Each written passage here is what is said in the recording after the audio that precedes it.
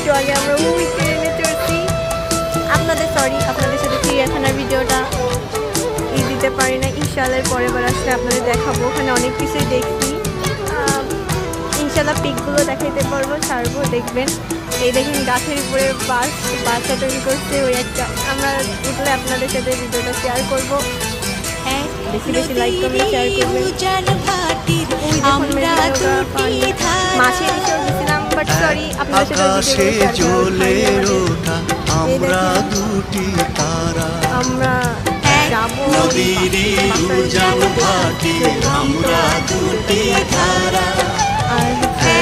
আকাশে জ্বলে ওঠা আমরা দুটি তারা।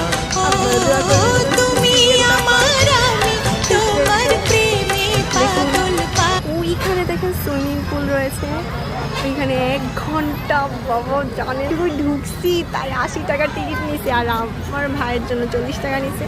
আর এখানে যে রাইডগুলো আছে এগুলো তো আলাদা আলাদা টিকিট। বাবা রে বাবা। আর চিড়িয়াখানায় ঢুকছি, সেইখানেও টাকা নিছে।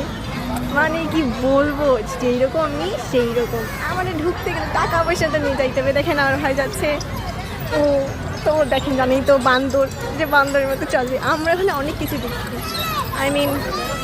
সিংহ, বাঘ দেখছি, বাট সিংহ দেখতে পারি নাই। আরও হচ্ছে মাছ, মরা মাছ টাছ দেখছি, বুঝছেন, আপনাদের সাথে দেখাবো।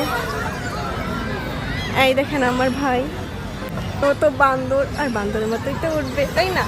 সাপ দেখেন, আমরা দেখি যদি এটাই উঠিয়ে তো আপনাদের সাথে ভিডিওটা শেয়ার করবো ইনশাআল্লাহ।